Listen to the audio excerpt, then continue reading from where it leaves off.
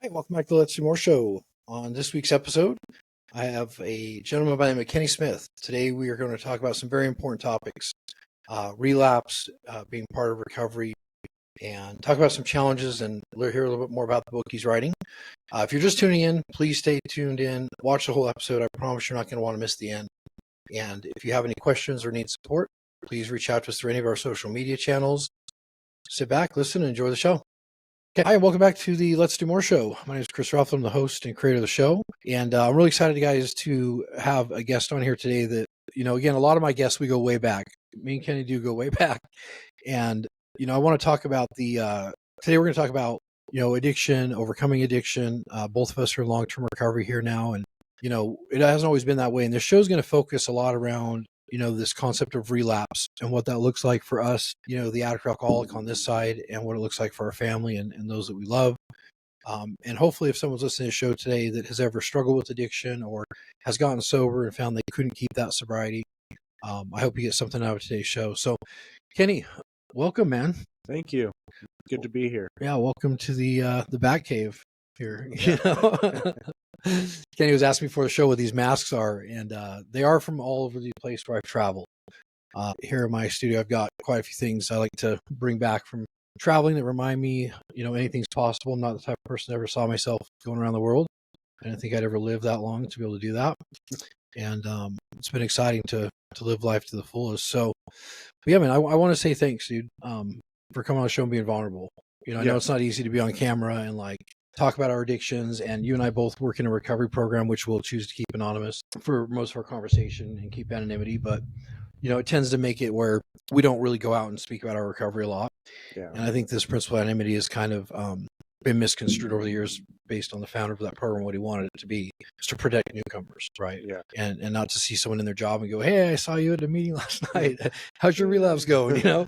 And it kind of grew into something bigger. But regardless, let's get out of that and talk about your story, man. So, so I want to go back, and I think it's really important to create kind of like a baseline here for people listening to the show. And a big part of all of our stories, bro, is what it looked like growing up. When did we get into our addiction? How far did that take us? How do we find the way out? We'll talk about some things that can help people, that are listening to the show. But tell me about your upbringing, man. I mean, you grew up here in Utah, right? Yeah, I grew up here. I was born in St. Mark's Hospital. I was born on March 10th, 1989. I am 36 now, which is crazy. Yeah. Life goes a lot faster the older I get. Yep. I grew up in a really supportive household. I grew up in the LDS church, and my family, we were really close. My parents always came to my sports events, and me and my brothers played sports together. We would play night games on the weekends and get all the neighbor kids together and kick the can and just little stuff like that. And it's I've always had a really supportive family, even in my addiction. But yeah, I started kind of rebelling at a young age. I didn't really fit well with the church. I didn't always like everything they. So you were raised Mormon, right? Yeah. And I, one thing I want to kind of emphasize is you had a pretty normal growing up. I mean, you had a loving family, you had a supportive family. Yeah. What do you think when that turning point happened where you started rebelling? What do you think was going on at that point for you? Was it? I think I wanted to be different than other people. Did you feel different growing up? Yeah. Yeah. We all have that, right? Yeah. Crazy. Yeah. I remember I have one very vivid memory in third grade. We were all out at recess, and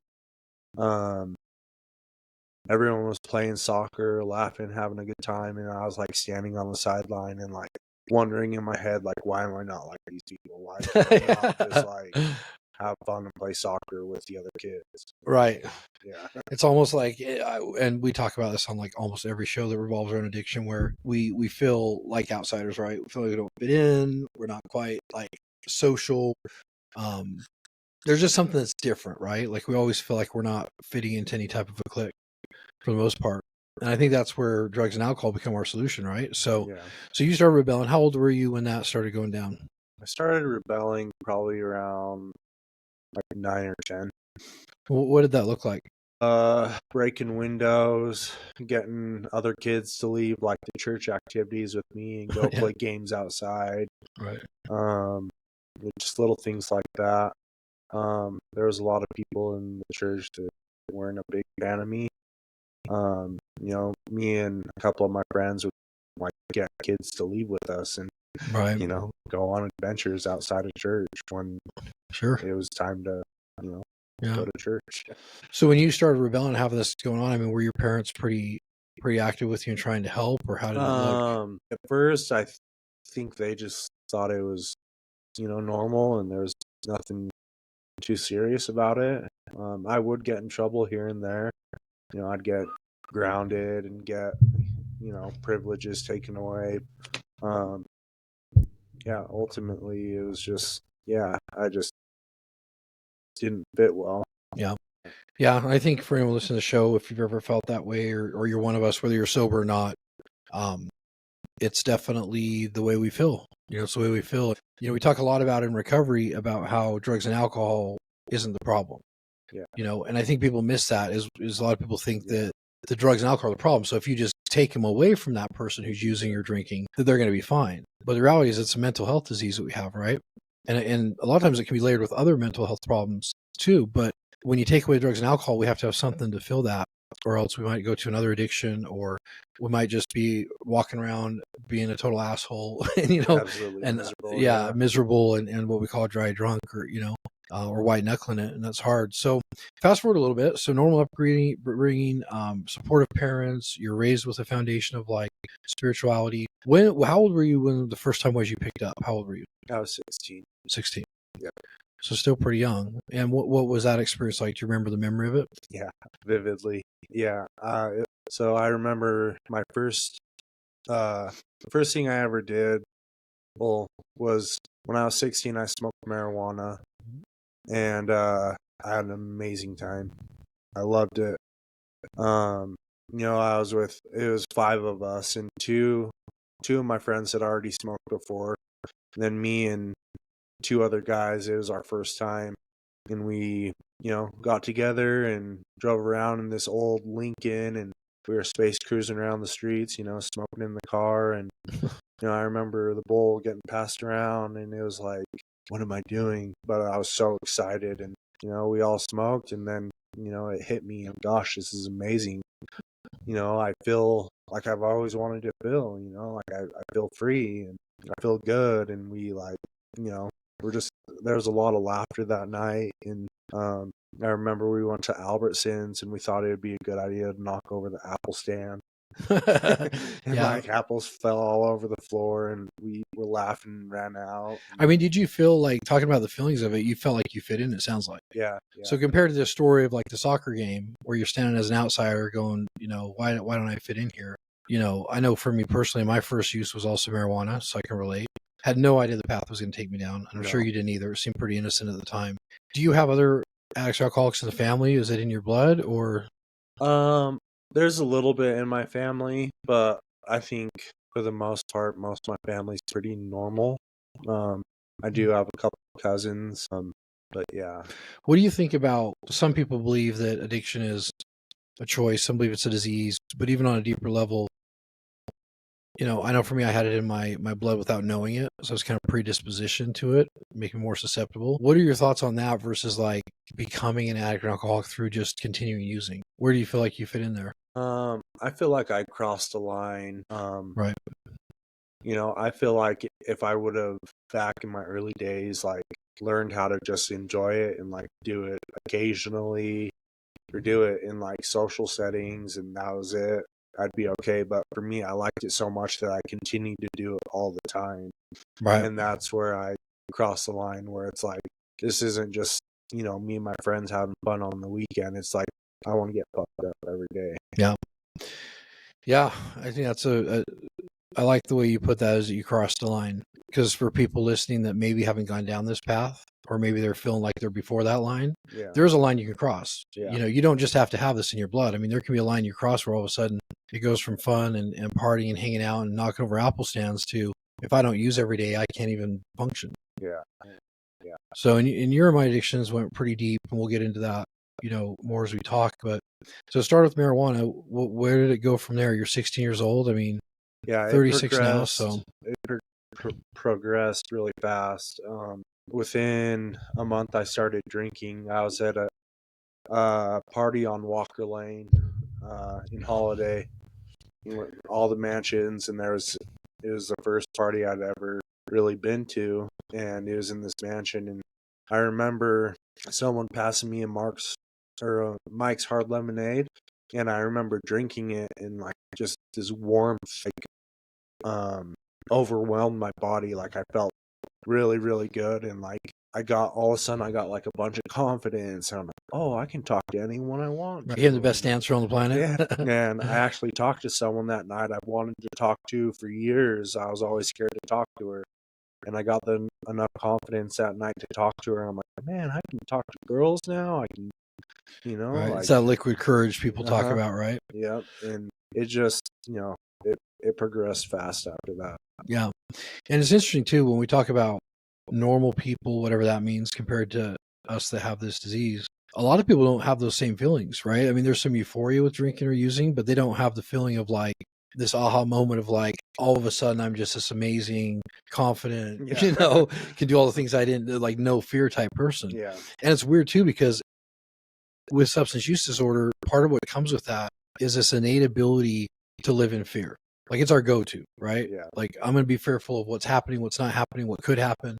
I mean, we get really wrapped up in that if we're not working some type of a program of recovery once we get sober. So, at this point you're into the weed, you're into the drinking, and then what happens from there? I started getting into hallucinogens. I started using mushrooms, acid, and then I started getting a little bit of pills too.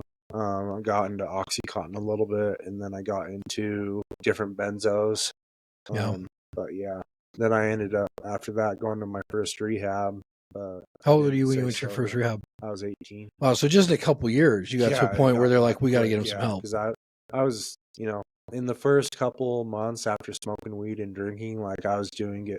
At first, it was just the weekends, and then within a couple months, it moved to every day.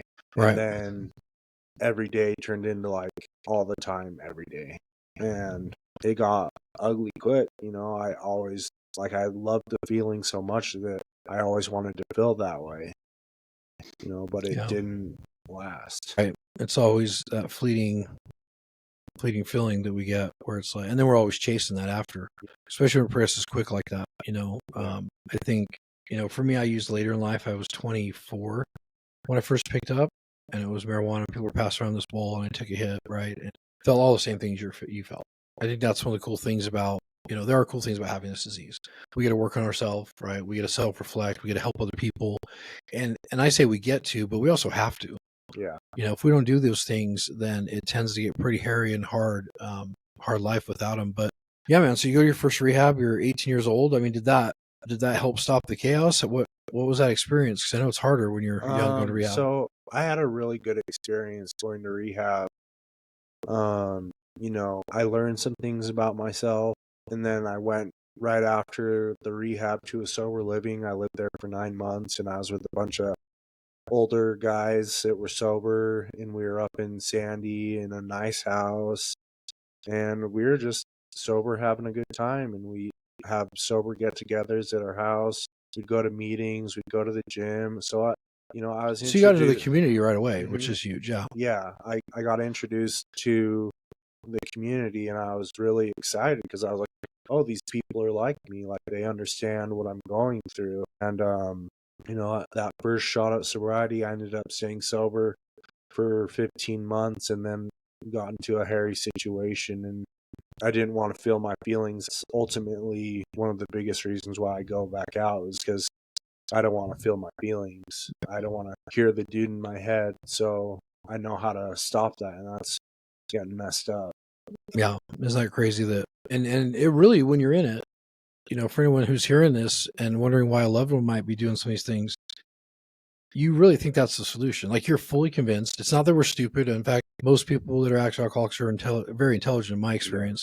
But our head can trick us that bad to where we really believe the only way is to cope with something is to go forget about it and escape. And that's what it is. Escape from our emotions, escape from a situation, sometimes it's escape from trauma, stuff like that.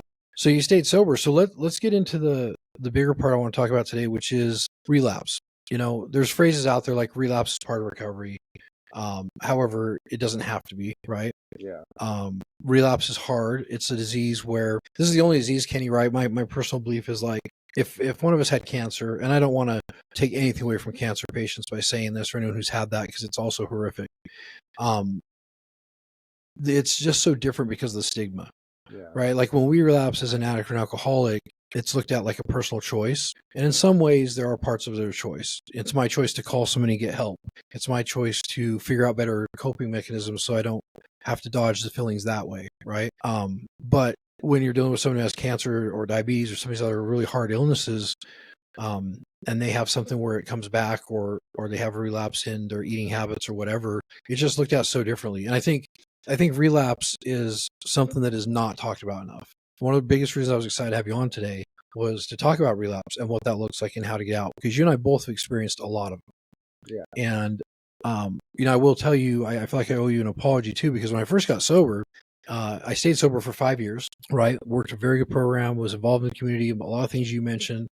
That's where we met, right? We met at these little things you would host and kind of knew you from some of the rooms of recovery. And I always looked at someone who's relapsing like they weren't just working a program, but I found through my own story that's not necessarily true. That really we're dealing with a disease that is so powerful, so cunning, baffling, powerful, and patient, that if we're not really on our stuff every day, if we're not working some kind of a spiritual program, if we're not helping other people, some of the things we're going to talk about, then we're just leaving ourselves wide open and susceptible for it. Yeah. So this experience you had at 18, after about 15 months sober, that's your first relapse that happens, right? So talk about that period of your life for a minute, because I know it was a big stretch for you. It turned into a 3-year stretch for me, almost 3 years of going back in, back out, back to meetings, back out, back in. In the program, we come back in as a newcomer so people can help us further and stuff. And it's hard to do that. There's a lot more shame and guilt involved in relapse. And we might have someone listen to the show that can't figure out why they can't stop using. And maybe we can provide them some hope that even if you've had these relapses, there is a way out of it. Yeah. And you aren't dead yet, right? You aren't forgotten about yet. So what did it look like for you? And just talk about the relapse experience in general, I guess, over the period of time you had it going on. Because I would see all the time coming back and things like that when I had that 5 years sober. And then I turned into that person and learned some really good lessons about myself and life and recovery in general. But yeah, what did that look like? Did they get quicker? Did they get closer together? How were you able to pick yourself up off the ground every time and go back where you could get help? For me, I think the thing that has caused me to relapse so many times is I stopped working on myself. I stopped helping other people. There it is. Yeah. There's been so many times where, I'm doing good in sobriety. I got 6 months. I got 9 months. I got a year. But I stopped doing the stuff that's been helping me get to where I am. It's like I stopped praying for a couple of days. I stopped reaching out to my friends. I think I can take it on by myself. Getting into relationships too, where I wasn't in a good place, like mentally, and I wasn't ready for that. And for me, like, I grew up very like insecure and with with the relationship stuff, it really hit deep, and I didn't want to feel those feelings, so I'd go back and use. But I can't think of what I'm trying to say right now. The relapse is I'd do good for a little bit, and then my life would be good, so I'd be like, oh, I don't need to do this anymore, and I'd stop doing the stuff that was helping me get better. And my brain gets dangerous within a couple thoughts. Yeah, honestly. I love the thing you said there, which is so key. In fact, one of my mentors will probably hear the show and he'll see, I told you. He's very big, and I'm very big on this as well now, of just self-improvement, personal development, working on yourself, right? I was told a long time ago by a mentor that you're either living and growing or you're dying. Yeah. Right. And staying stagnant. And that option never sounded good to me. And thank God I had mentors like that. And thank God I had this disease to where recovery led me to a thought process of, I have to do those things. And I'm just like you, man. If I stop doing any part of my routine for more than a couple of days, I know I better get back on it quick. Yeah. Or that's when the relapse is happening. Yep. A lot of people think the relapse happens when they take a drug or drink again. And it's not actually that. It happens way before. Yeah. There's this idea of a prelapse, basically is what they call it, you know, in treatment terminology. And that happens way before. It happens when we start feeling off. It happens when we start getting ungrateful. We stop doing our routines. And that's just all this disease needs, and all that voice in our head needs to be able to come back in and convince us it's a good time or a good enough reason to go use. Or just one little thing happens when our guard is down, and now that's a big enough reason to use. And, you know, for me personally, it didn't take much of a reason. I mean, it could be a sunny day or a cloudy day. It could be a great life or a bad life. I mean, it didn't matter all the way around. So what is it like, you know, I want people to relate to the feelings in this show about and revolving around relapse. I mean, what is it like to have that happen to you when you thought you had it, when you thought you were going to be sober forever, right? That was our thought. We meant it. You could hook us up to a lie detector. And if we told our friends and family we'd never do it again, we would have passed the lie detector. You know, we were that convinced and knew what we needed to do. And then for a lot of us in recovery, this thing happens where we go back out. There's so much shame and guilt over it. But unfortunately, it's a disease like this, right? Where these things can happen. And it is, the stigma around it's a lot worse than other things, like I said. But I mean, what is that like, man? What does that feel like to, I don't know for me if there was anything lower of a feeling I could have felt than having a head full of recovery, knowing what I needed to do and not being able to do it. What was the question exactly? Like, what did it feel like just the relapsing after, you know, having some periods of time? Because I know you and I have been through this a lot. I don't know if you counted yours. I stopped counting at 25. Yeah. So we're in the same boat there. But yeah, I mean, if someone out there struggling with relapse and their self-talk, and like, I want someone to hear some good advice in relation to, like, why should they keep going and getting back up, right? So for me, like, that's one thing I've done. I've been around the rooms of recovery for almost 20 years now. And I've had, you know, about half of that time I've spent sober, and the other half I've spent relapsing.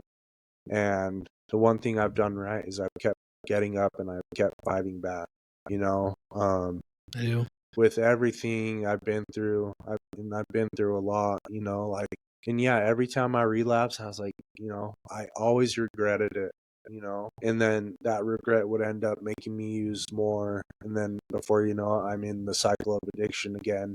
Right.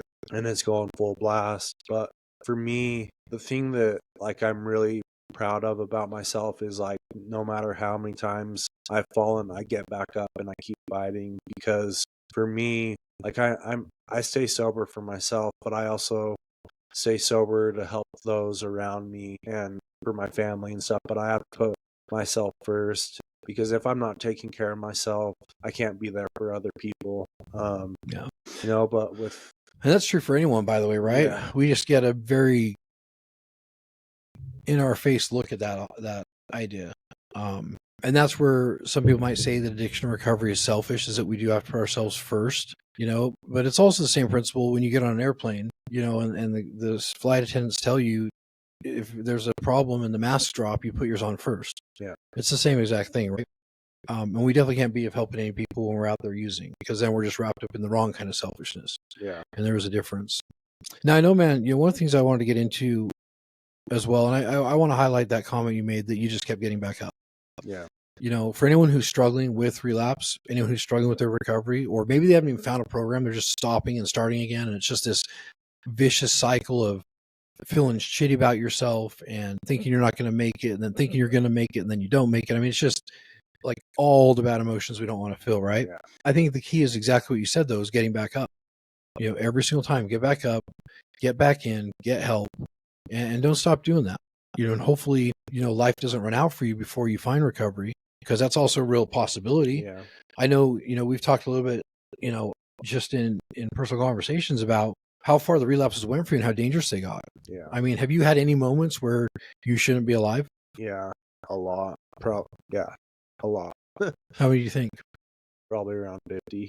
Around 50. Honestly. So we're talking like overdoses. We're talking about being in bad situations. We're talking about hospital visits, all that. Suicide attempts is around 15 to 20, somewhere around there. car crashes and just stupid chaos. Probably another five. I overdosed 10 times on fentanyl. Wow. There might have been a couple extra on the fentanyl overdoses, but yeah, it's 30 at least, if not Crazy. more. Yeah. Because honestly, there's been a lot of close calls throughout the years. Yeah, it's been a battle. Why do you think that's not enough for those of us that struggle with this? Because everybody I talk to has some type of a story. Now, you and I think have some extremes. Like I've had near-death experiences. I've been on life support. A couple of times I've really injured myself very badly, in medical standards. And I by far have not came close to that, which is commendable, man. I think that makes you a warrior, and I think it's a strength. It's a strong thing to say and to be vulnerable about. But why do you think? Why does that not stop us? To any average person hearing this right now, they would go, "Wait, well, why do you stop it the first time you died?" Yeah. What? Well, it's crazy because I remember my last relapse was on fentanyl, and I remember waking up after getting Narcan, and I was just screaming at myself. I was so angry. I just wanted to die. I wanted the pain to stop. Right.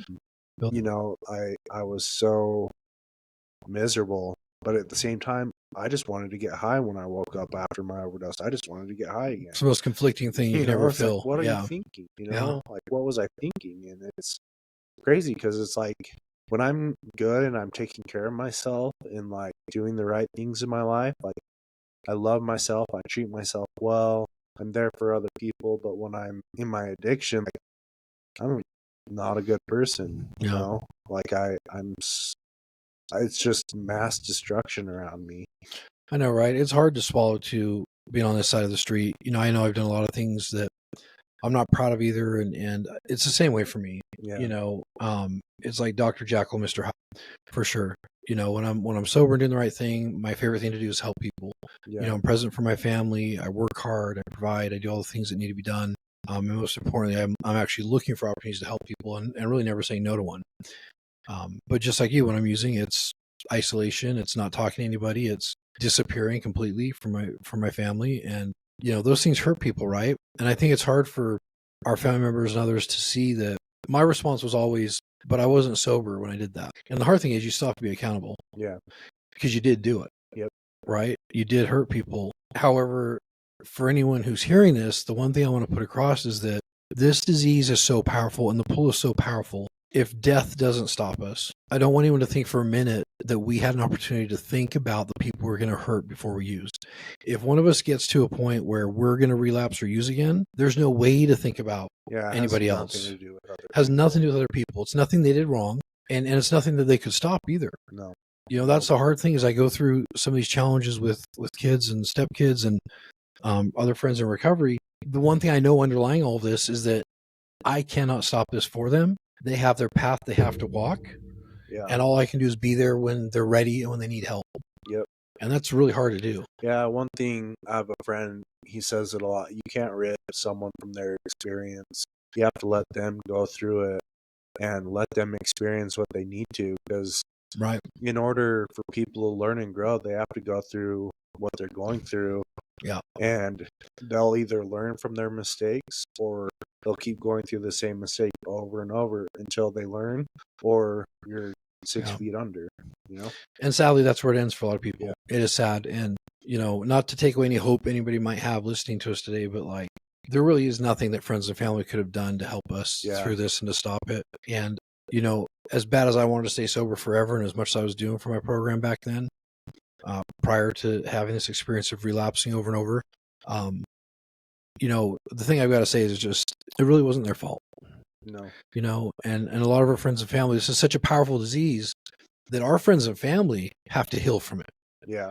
I mean, that's why there's programs like Al-Anon and things, right? Where if you have an alcoholic or an addict in your family, you can go to these programs and get support and learn how to manage things properly, because addiction is such a strong disease that it ruins everybody around you to a certain degree. Yeah. However, on the flip side of that is, I think recovery is one of the most beautiful things that can happen. And, I've been in the rooms of recovery and around the recovery process for 9 years now. and about half the time you have, which is crazy to think about because it feels like an eternity. Yeah. But I've also seen crazy miracles happen Yeah. for people where families do heal, and moms and dads get their kids back, and people are able to develop a new career or get their career back. And it's not easy by any means. It takes a lot of hard work and a lot of working on yourself, like you said, to get there. But I'm glad you're still with us. Did you ever? One question I was going to ask you, because I've had this experience, and I'm going to be doing a show on this here in a couple weeks.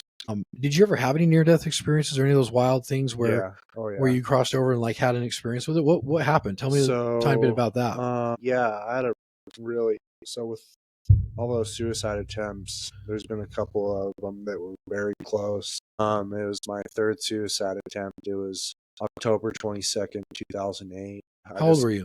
I was 19. You're 19. Wow. I got out of a bad relationship that was not healthy, and I left work that day from American Fork and drove all the way to Holiday. And in those 30 minutes on the way home, I listened to Bob Dylan's song "Tangled Up in Blue" on repeat, and I felt like that person that he sings about so much. And I knew I was going to kill myself when I got home. I got home, I took half a family-sized bottle of Tylenol, 2 prescriptions of Trazodone, and then I got in the shower and slit my wrist. And so you were committed. I mean, you picked a few ways to do it. Yeah. And I sat in the shower for about an hour, and I was bleeding out. I mean, I went, yeah. Yeah, you see yourself some scars there. Yeah. It was a lot of deep cuts, and I wanted to bleed out. But after the hour I was in the shower, the water started going cold, and then also losing all that blood, like I was freezing. But in that time in the shower for that hour, I could slowly feel myself fading away, and I felt a presence enter the room. And there's a black figure, like a black silhouette.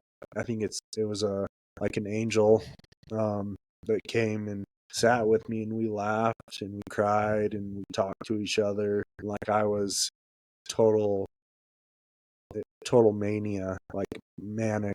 Yeah. It was very high emotions, and I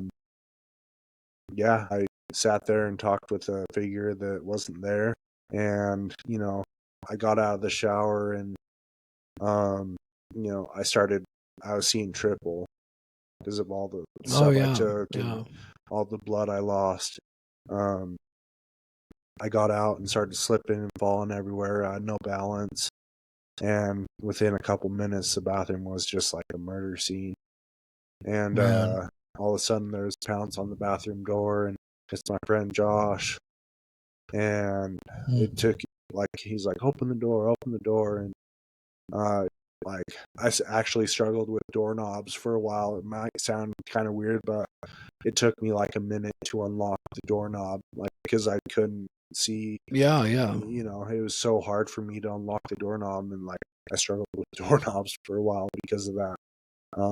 But I opened the door finally, and he saw me, and I was naked, and there was just blood all over me and blood all over the bathroom. Yeah. And he instantly wrapped me in a blanket and carried me down 3 flights of stairs, put me in the car, and rushed me to the hospital. And the doctor said I had a couple minutes left. I had lost a lot of blood, and then all that Tylenol and Trazodone was just shutting down your organs. Yeah. And with that, I've had other experiences, similar to where I've had different figures enter the room, whether it's the Grim Reaper or angels or demons or whatever. That's something I've actually had a lot of encounters with throughout my life. So for me, that stuff is real. And people might just call me crazy, and that's okay. But I know for me, that stuff is 100% real. It is. My theory, I don't know if we've talked about this on the show before, but we have so many more of these experiences, and it's not just because we're putting ourselves in danger. I don't believe that. Today I get to believe in a higher power I call God. I let that higher power run my day to the best of my ability. I kind of turn things over, and hey, whatever your will is, I'm going to do it. When I run my life that way, it looks a lot better. But the one thing I'm convinced of after my near-death experience and some of these other things like you've had happen I would go into a drug-induced psychosis. Yes, there's a scientific way to explain it, for sure. But at the same time, there's a lot of things that happen that I can't even explain through science that in my soul, in my core, now I know that a lot of us with these addictions are attacked a lot more than other people. And there's a good reason for that, because the stories you and I have save lives when we make it out, right? The stories you and I have can help a family member understand what their loved one was going through and maybe not have those ill feelings towards them as much. And I don't think, I won't say I believe in heaven and hell. I've been on the other side, and I would explain it more like paradise and purgatory. But the one thing I know is that I fully believe that there was a dark side. Oh, yeah. There was devil, Satan, whatever you want to call it.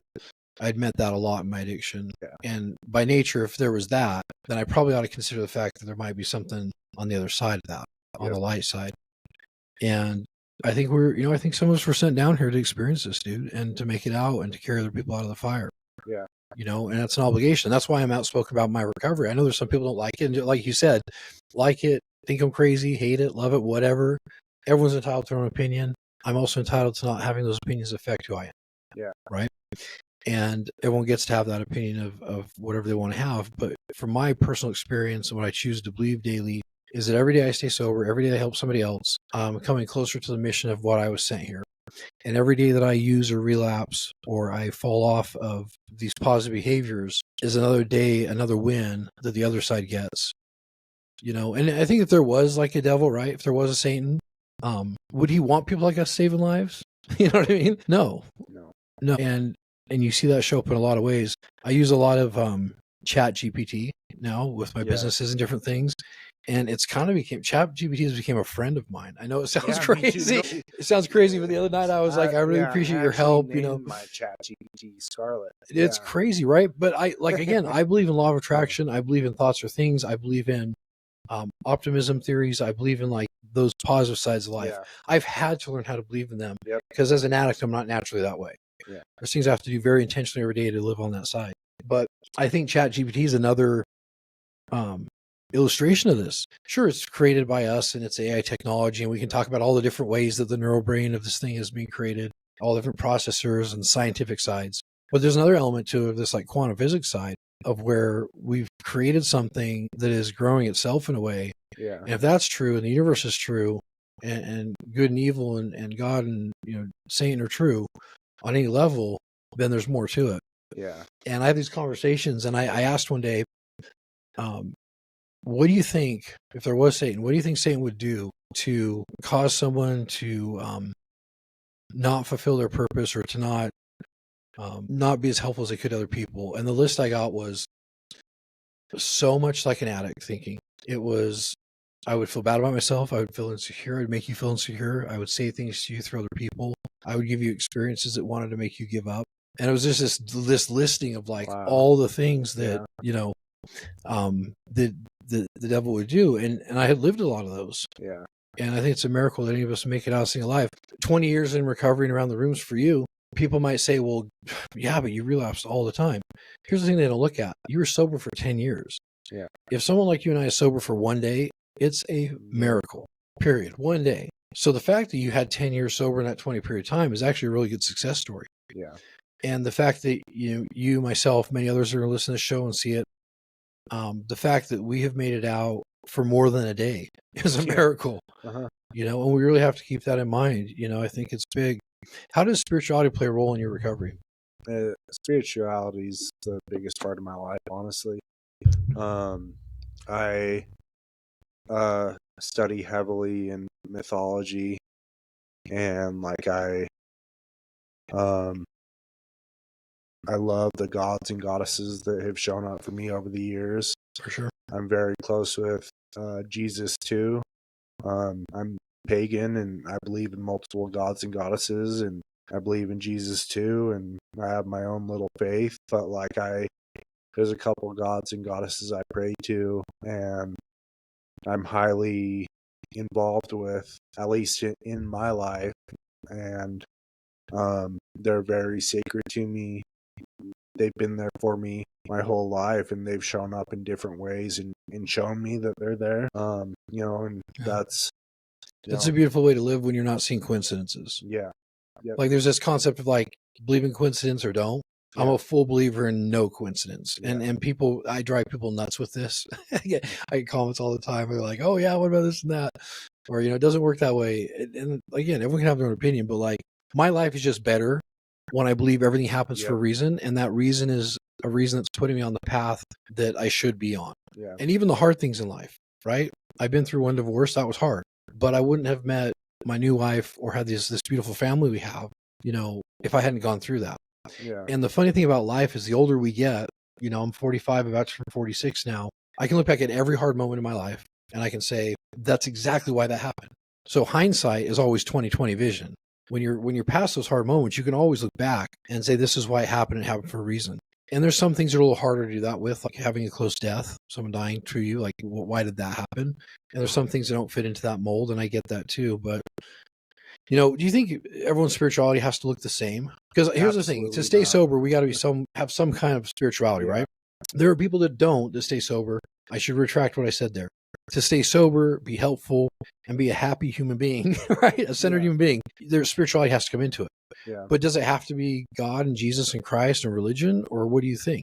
No. Well, that's one thing I like about the recovery community so much is like we get to have our own conception of our higher power or God or whatever you want to call it.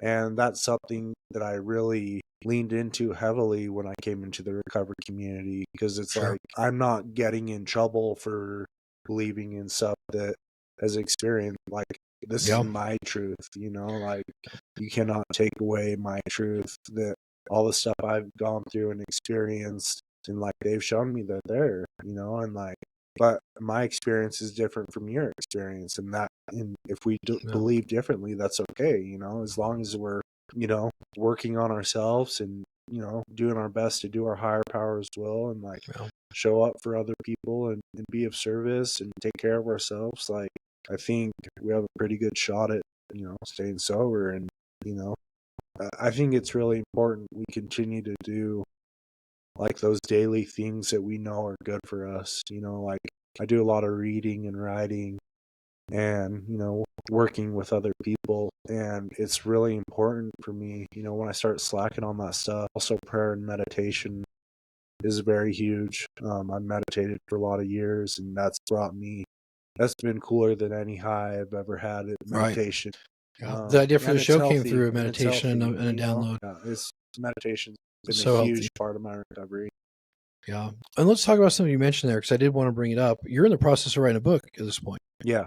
Right? So you've been going back through your whole life and life with addiction and recovery and all these aha moments. I mean, what's that like, reliving life and putting it on paper for someone else to read? So I've written for a lot of years. I write poetry, and I've kept journals ever since I was a little kid. That's cool. And I'm finally doing an autobiography of my life, and it's been really, really good. Good for me. It's been emotional for sure. The title of it is called Get Up. And, I love that, man. What a great title for Jesus. Yeah. You cannot pick a better one. Yeah. And, it's been cool. I've got the rough draft finished, and I'm still working on little details here and there. But, dude, it's been so cool to, like, have a story of, the highs and lows of my life and, like, everything I've been through, and to still be here. Like, I didn't think I'd be here at 36. I thought. At 19, you didn't think you would, right? When you had that first attempt or third attempt. Yeah. Yeah. I mean, that's cool, man. Well, when you get this book done and published, please let me know. I want to put it out there for people or post it on the website or something. Okay. I love that title. Crazy. And I don't believe that we come up with those things. Yeah. Like, I don't like to call myself the smartest person in the world, because I'm not. And I have to stay humble as well for my recovery. But I've had some cool things. I've got a book idea I'll be working on here soon as well, that, the title just came to me, right? It just like popped in my head. And I think even those things are, for me, the way I believe is like, those are still gifts from a higher power, or spirit guides or family members, The one thing that happened with me when I had this near-death experience, I've had a couple, but this was one that I fully remembered. More came back to me the months following this whole attempt. But the crazy thing is there's one constant message I was sent back to share, which is why I talk about it. A lot of people have these near-death experiences. They want to come back and kill themselves because it's so painful to be back in regular life. Oh, wow. And I feel that. It was painful coming back physically, mentally, emotionally, and all that. But for me, it actually solidified a lot of things. It solidified my spirituality. It solidified certain parts of recovery. I did not stay sober after that because having a near-death experience is not enough to stay sober, right? But I got these huge aha moments. And one of them, the biggest of them, was that we're here for two reasons. We're here to help further mankind, right? Help it evolve in a positive way, and to help show people love and kindness and to spread that around. And I thought that was so interesting because I've always talked about in my life, in business, and as an entrepreneur, you don't have to think positive, but you're going to have a heart attack if you don't. I mean, you know what I mean? You're going to die young or be very pissed off with the world. There's people that don't do some of these things and they're highly successful. But success to me is not defined by money and things. Success is defined by the life you lived and the legacy you leave behind. And what are people going to say when you're gone? Like to me, that's the thing I want to focus on. But I've always had this concept in my head and taught to me of like light and dark with emotions too, like jealousy, anger, fear, resentment. We're all over on this, on this left side. And one of my mentors used to teach these left side emotions. And sometimes we have to feel those too, right? I'm not saying you can avoid all of those or that you should. And on the other side was all these emotions like love, tolerance, kindness, empathy, excitement, happiness, support, anything you think of positive. And he used to always say, right side, strong side, which is from, a football movie, if you know what I'm talking about. Mm-hmm. But he built this analogy of emotions. And then when I had this experience, I learned that was the biggest thing we're here to do, is to be loving and help mankind. And, I find that also very crazy to me that in recovery, those are pretty much the principles. Yeah. Like we talk about in our program, love and tolerance is our code. Yep. Right. And that means that we're here to love anybody regardless of where they're at or what they've done or haven't done, and to be tolerant of those that are also struggling or helping us to realize why they are. And even though as an active alcoholic, I think we can be the most judgmental people out there, we also have a very strong way to correct those judgments. And if you've been to the depths that you and I have gone, I think it's a lot easier that's the gift of this, right? Yeah. Is it's a lot easier to just be a decent, nice human being as much as you possibly can. Yeah. And it's free and it takes less energy. When I'm angry, it takes a lot of energy. It takes a lot of energy out of me, and it puts a lot of energy towards people I don't want to put out there. But I'm also human and have those moments. Yeah, man, I think that's a really cool idea that you're doing the book. And kind of wrapping up here, we've got a few more minutes. What are some things you would tell people out there that, like, let's talk about maybe a couple key things you would tell somebody. Number one, let's start with the pluses of recovery. What's it like now for you, being recovered, being far enough away from these relapses, finally figuring out what works for you? I mean, what are the perks you're getting from that? My life is fabulous today. I have a beautiful girlfriend, and me and my daughter are just on a whole different level. I've been there for my daughter throughout the years, but I was never like truly present unless I was sober. Yeah, I get that. But today, like this whole winter, I've been teaching my daughter how to snowboard. I show up for work and I'm an honest employee. I used to lie about my hours all the time. Today I'm honest. Like imagine that, that's right? huge for me because I used to lie about everything.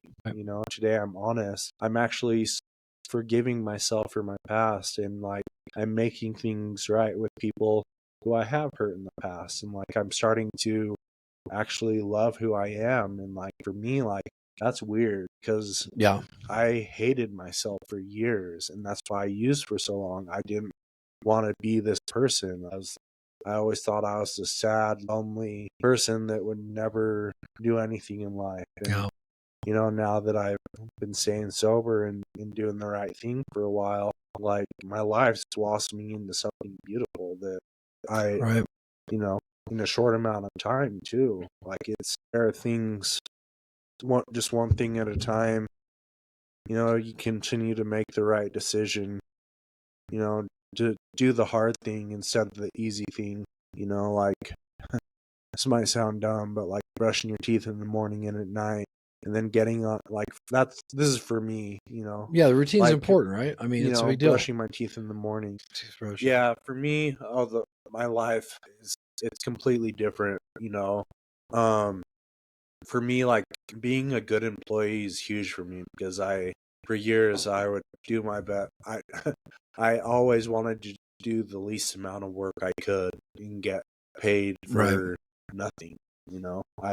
I was lazy. I didn't do much, but in this time of being sober, it's in actually doing the work but yeah, life is good today. I think the biggest thing that's changed for me is my love for myself and um forgiving myself. I'm still working on those things, but that's the stuff that means the most to me because, like I said, I hated myself for years. I tried to take my life multiple times. I never thought I'd make it this far, and to be where I'm at today and to be striving and doing well, like, it's actually really exciting. And like, I'm excited to wake up in the morning and see what I can do in a day. Yeah, sure, man.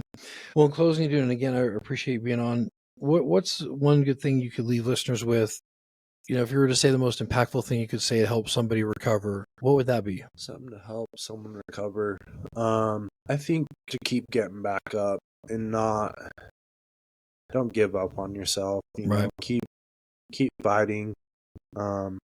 Reach out to other people because there's people who understand and people who have been through what you're going through, and people we're able to get through hard things, and I think the biggest thing is just don't give up.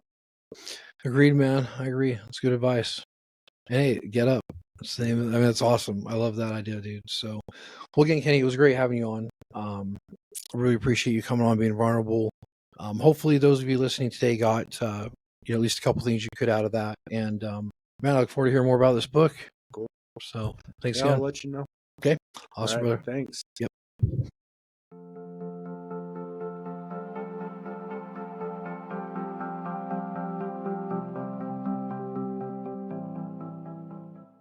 Well, that's it for today's episode of Let's Do More. I hope you found inspiration, hope, and some powerful takeaways to help you on your own journey of growth and resilience.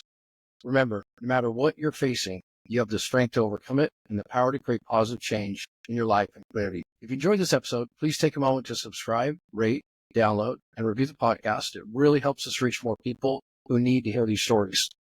And don't forget to follow us on social media and stay connected and be part of the Let's Do More community. You can find us on Facebook at Let's Do More Podcast, Instagram and TikTok at Let's Do More.life, X at Let's Do More Life, and our primary channel is on YouTube at Let's Do More. We'd love to hear from you. Share your thoughts, share your stories, or let us know what topics you would like to hear about next. Thanks again for tuning in. Until next time, remember, let's keep pushing forward, inspiring each other, and doing more for ourselves and the world around us. Take care, and I'll see you on the next show.